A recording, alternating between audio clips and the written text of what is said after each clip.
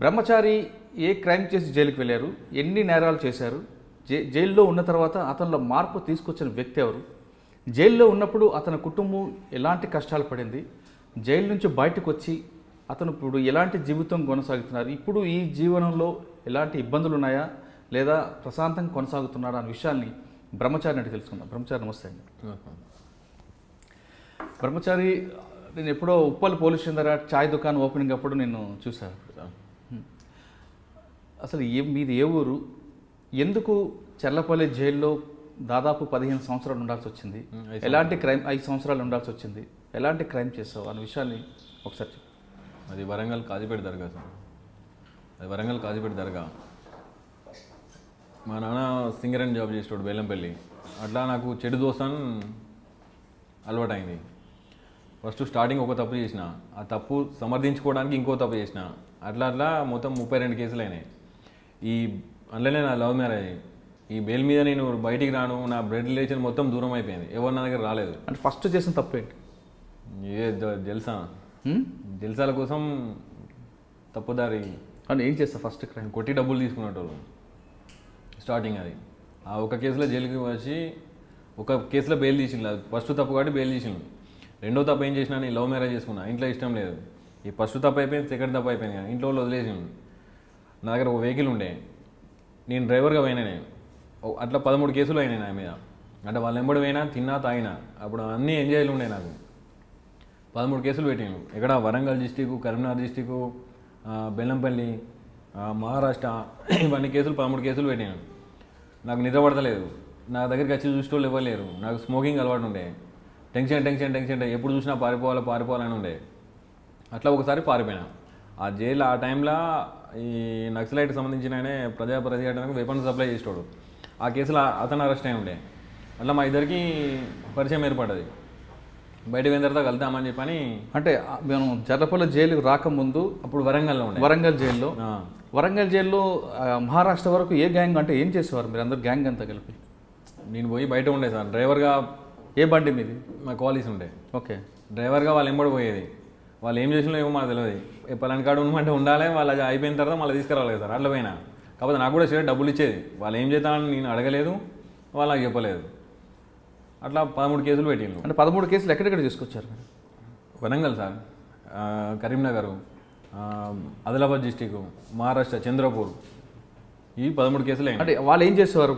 మీకు కార్లో కూర్చోబెట్టి ఇంట్లో పోయి వాళ్ళని బెదిరించి డబ్బులు అవి తీసుకుని వచ్చేది సార్. అట్లా జరిగింది. అప్పుడు ఒకసారి కాకుండా 2 సార్లు 3 సార్లు ఎప్పుడు కూడా మీకు చెప్పలేదు ఏం చేస్తున్నాం వాళ్ళు? తెలియదు. అంటే రెగ్యులర్గా పోయేది మేము. అంటే గ్యాప్ ఇచ్చి పెట్టుకుంటే ఇలా ఒక కాడికి పోయినాం కదా, మళ్ళీ నెక్స్ట్ మళ్ళీ పొద్దున్నే మళ్ళీ వేరే కాడికి పోయేది. జైలుకి వచ్చిన తర్వాత అంటే వాళ్ళు దొంగతనం చేసిన తర్వాత, దోపిడీ చేసిన తర్వాత నువ్వు దోపిడీలో ఉండేవాడు కాదు? నీ బయట ఉండేది. వాళ్ళు చేసి పట్టుకొస్తున్నప్పుడు ఎక్కడిదేని అడగలేదు ఎప్పుడు? వాళ్ళకి ఏం చెప్పపోయేది సార్. వాళ్ళు డ్రైవర్గానే వాళ్ళు ఎంబడి పోయేది. వాళ్ళు తిన్నప్పుడు నాకు తినిపించేది, వాళ్ళు అయినప్పుడు నాకు తాగిపించేది. నిజమేనా? డబ్బులు ఇచ్చేది. అప్పటిదాకా నాకు జైలు అంటే ఏంటో తెలియదు నాకు. అంటే ఎలా దొరికారు మరి? ఒక అమ్మాయి విషయంలో దొరికినాం సార్. ఇలాగ లవ్ కేసులో దొరికినాం అన్నాడు. ఏ విధంగా? ఈ వేరే ఫ్రెండ్ వాళ్ళ చెల్లె, వేరే మా టీములనే అతని చెల్లె వాళ్ళ ఫ్రెండు మందు తాగిన తర్వాత నన్ను వాడిని రమ్మని చెప్పిందంట. వీడు పోయిండు. ఆ టైంలో ఆమె బయట పడుకునేది, వాళ్ళ అమ్మ బయట పడుకునేది. పోయి రమ్మన్న పిల్ల లోపల పడుకున్నది. పోయి అమ్మని లేపినాడు. దానికోసం గొడవ అయింది. గొడవ దునకంగా ఇంటి పక్కలు చూసి పలానైనా అని చెప్పి అంటే అట్లా గొడవ అయింది. వాళ్ళ మీద కంప్లైంట్ ఇచ్చి పోలీస్ స్టేషన్ తీసుకువెళ్ళాను. ఎవరిని? మనోజ్ అనేటోడిని. అంటే మా టీంలో ఒక వ్యక్తి తీసుకొని పోయిన తర్వాత పొద్దున వస్తా అని చెప్పి పేపర్ రాపించుకొని వచ్చిండు. వీడు పొద్దున పోకుండా ఎస్కేప్ అయినా దగ్గరికి వచ్చింది అన్నాడు.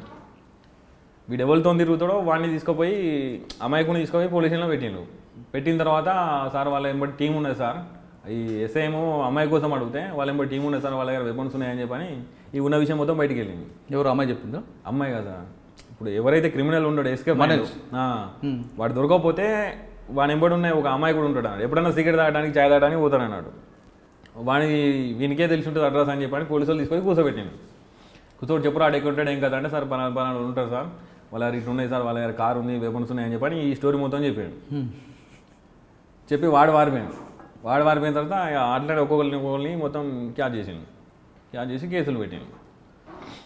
అంటే 18 కేసులు అయిన తర్వాత దొరికారు. 13 కేసులు సార్. 13 కేసులు అయిన తర్వాత దొరికారు. వెపన్స్ ఎక్కడి నుంచి వచ్చాయి? వాళ్ళు అప్పుడు నాకేం సంబంధం లేదు సార్. వెపన్ కోసం తెలియదు, నాకేం కోసం తెలియదు. పట్టుకొని కూడా పట్టుకోలేదు నేను. ఫస్ట్ టైం జైలుకి వచ్చిన తర్వాత ఫస్ట్ టైం ఇంటరాక్షన్ ఏ విధంగా చేశారు? వాళ్ళకే చేసింది సార్. నన్నేమలే రోజు కూడా ఇంటికి పంపించేది. అప్పుడు 10 రోజులు ఏమో ఉంచుకున్నారు, రోజు కూడా ఇంటికి పంపించేది. కానీ తర్వాత మాత్రం రిమాండ్ చేశారు. నా రిమాండ్ చేశాను. జైల్లో ఎలాగుంది? వరంగల్ జైల్లో ఫస్ట్ టైం వెళ్ళారు సార్. ఏమనిపించింది అప్పుడు? ఏమో అది బతికి వేస్ట్ అనిపించింది సార్. అంటే అమ్మా నాన్న అప్పుడు ఏం బాధపడలేదా? రాలేదు వాళ్ళు ఇక నాకు. మళ్ళీ వాళ్ళు నా దగ్గర రాలేదు. వారం రోజులు ఉన్నా సార్. వేసుకోవడానికి బట్టలు కూడా లేకుండే సార్. అప్పుడు ఇక పారిపోదామని చెప్పని అనుకున్నాను నేను. అప్పుడే ఆ ముఖేష్ శర్మ అనేటైనా పరిచయం అయ్యాను నాకు. ఎవరు? ముఖేష్ శర్మ. ఓకే. ఆయన యూపీ. అదే వెపన్ కేసులో అతను వచ్చిండు. మేము చేసింది ఏం లేదు కానీ పేపర్ స్టేట్మెంట్ పెద్దగా వచ్చింది సార్ మొత్తం. అయితే అందరు పిలిచి నన్ను అడిగేది అట్లా ఎట్లా చేసిండు, ఏంటి, ఎట్లా పోయింది, ఎట్లా వచ్చిందని చెప్పి అడిగేది సార్. చెప్పి నా తలకాయ ఖరాబ్ అయిపోయేది. నా బాధ నాకుంటే వాళ్ళు అడిగేది టార్చర్ అనిపించేది సార్. ఆయన చెప్పిండు అన్నాడు, బయటకు వచ్చిన తర్వాత కలుగు, నీకు ఏమైనా హెల్ప్ కావాలని నేను చేద్దా అని చెప్పని అనుకున్నాడు అన్నాడు. నేను చెప్పిన నాకు వేరే దారి లేదు రాబాయ్, నేను ఎస్కేప్ ఒకటే నాకు అని చెప్పంటే సరే బాయ్ అని చెప్పని అతనికి బెయిల్ ఒక 2-3 రోజులు బెయిల్ వచ్చేది. ఆ బెయిల్ వచ్చి వెళ్ళిపోయిన 3 రోజులకు నాకు ఇంటర్వ్యూకి వచ్చాను. ఇంటర్వ్యూకి వచ్చి కొన్ని సామాన్లు కావాలి తీసుకొచ్చి ఇచ్చింది నాకు. తీసుకొచ్చిన తర్వాత నేను మహబూబ్నగర్ కోర్టు ఉండే నాది. పేచి పోయేటప్పుడు ఎస్కేప్ చేపించడానికి కూడా ట్రై చేసిండు నేను. ఒకసారి అయితే కాలేదు. నెక్స్ట్ టైం నేనే అయితే నువ్వు రాకని చెప్పి నేనే ట్రై చేసిన. ఫస్ట్ టైం ఏ విధంగా ట్రై చేశాడు ఆయన సార్? నేను ఎస్కేప్ చేయడానికి ఎలా ట్రై చేశాడు? కొడదామన్నాడు అలా. ఎవరిని? పోలీసు వాళ్ళని. అప్పుడు వీలు కాలేదు. నెక్స్ట్ టైం పోయినాం. ఎలా పారిపోయావు? పోయినా సరే అయిపోయింది కదా కేసు కూడా అయింది కాబట్టి ఎలా పారిపోయావు? కోర్టు దగ్గర 2 కానిస్టేబుల్ కొట్టి కంపౌండ్ దొరికి. ఏ కోర్టు దగ్గర? మహబూబ్నగర్. కానిస్టేబుల్ కొట్టి పారిపోయి గోడ దూకి. ఓకే. తర్వాత పోలీసులు పట్టు దొరకలేదు అప్పటికి? దొరకలేదు. ఎక్కడ పారిపోయి? మహబూబ్నగర్. పారిపోయి హైదరాబాద్కి వచ్చిన. ఓకే. అంటే దాంట్లో పోలీసులు వెహికల్ చెకప్ ఏం లేదు. మరి చేతికి హ్యాండ్ కప్స్ ఉంటాయి కదా? లేవు. కోర్టు దగ్గర తీస్తారు కదా. ఓకే. హైదరాబాద్ వచ్చి ఏం చేస్తావు? ఆయన కలిసావా ముఖేష్ని? ఫోన్ చేసిన సార్ అతనికి. అతను నా నంబర్ నా దగ్గర ఉండే. ఫోన్ చేసిన నేను. ఫోన్ చేసిన తర్వాత 2 days తర్వాత వచ్చిండు ఆయన. వచ్చిన తర్వాత మళ్ళీ ఇలా కేసులు చేద్దామని చెప్పని అనుకున్నాం సార్. అప్పటిదాకా నాకు జైలు పోలీస్ స్టేషన్ ఏంటిదో నాకు తెలియదు. లోపలికి ఒక వారం రోజులు ఉన్నదా అర్థమైంది నాకు. క్రైమ్ ఎట్లా చేయాలి ఏంటిదని అర్థమైంది. జైల్లో ట్రైనింగ్ అయ్యింది. వెపన్స్ కావాలని చెప్పంటే సరే నేను తీసుకొస్తా అన్నాడు. 2 వెపన్లు తీసుకొచ్చాను. ఎక్కడి నుంచి? అక్కడి నుంచి యూపీ నుంచి. ఓకే. వెపన్ తీసుకొని వచ్చాను. తీసుకొని వచ్చిన తర్వాత ఎందుకు వెపన్స్ కావాలని అడిగావు? క్రైమ్ చేయడానికి. ఎందుకు క్రైమ్ చేయాలనిపించింది? మార్పు రావాలని జైలు నుంచి ఉన్నాం, నా అమ్మా నాన్న రాలేదు, ఒకే జత బట్టలతో ఉన్నప్పుడు బయటకు వచ్చి మారాలని నాకు తెలిసి సార్. జైలుకు పోయిన తర్వాత మారదామని ఎవరు అనుకోరు. ఎందుకంటే ఇప్పుడు అక్కడ ఉన్న వాతావరణం, ఉన్న ఆఫీసర్లు ఇప్పుడు అలాగే సార్. ఇప్పుడు జీతం వస్తుంది, వాళ్ళ డ్యూటీ ఏంటిది?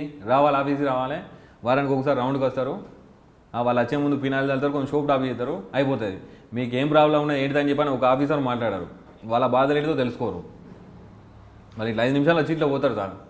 వాళ్ళకి ఏం అవసరం లేదుగా, అడగరు. వీళ్ళు ఏమనుకుంటారు సార్? ఇప్పుడు లోపల ఉన్న తర్వాత ఆయన వాళ్ళు రారు, దోస్తులు రారు, రిలేషన్ మొత్తం కట్ అయిపోతుంది. ఇంకోటి రిమైండ్ అంటే చిన్న కేసులను పెద్ద కేసులను అందరినీ ఒక దగ్గర కలుపుతారు సార్. వాళ్ళకి ఏం పని ఉంటుంది?